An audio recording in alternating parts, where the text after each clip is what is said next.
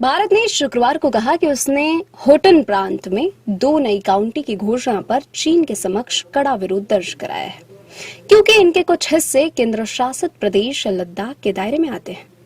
भारत ने कड़ी प्रतिक्रिया व्यक्त करते हुए कहा कि नए काउंटी बनाने से न तो क्षेत्र पर भारत की संप्रभुता के संबंध में दीर्घकालिक और सतत स्थिति पर कोई असर पड़ेगा और न ही इससे चीन के अवैध और जबरन कब्जे को वैधता मिलेगी।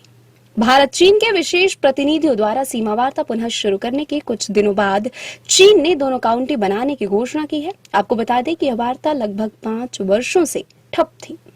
विदेश मंत्रालय के प्रवक्ता रणधीर जायसवाल ने कहा कि इन तथाकथित काउंटी के कुछ हिस्से भारत के केंद्र शासित प्रदेश लद्दाख में आते हैं और इस चीनी कार्रवाई का संप्रभुता के संबंध में नई दिल्ली के स्थायी रुख पर कोई असर नहीं पड़ेगा। भारत चीन के विशेष प्रतिनिधियों द्वारा सीमा वार्ता पुनः शुरू करने के कुछ दिनों बाद चीन ने दोनों काउंटी बनाने की घोषणा की है।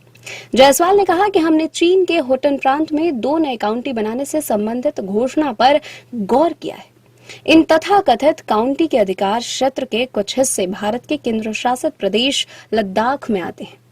प्रवक्ता ने कहा कि हमने वहां भारतीय क्षेत्र पर अवैध चीनी कब्जे को कभी स्वीकार नहीं किया है। उन्होंने कहा, नए काउंटी बनाने से न तो क्षेत्र पर भारत की संप्रभुता के संबंध में दीर्घकालिक और सतत स्थिति पर कोई असर पड़ेगा और न ही इससे चीन के अवैध और जबरन कब्जे को वैधता मिलेगी। जायसवाल ने कहा कि हमने राजनयिक माध्यमों से चीनी पक्ष के समक्ष कड़ा विरोध दर्ज कराया है।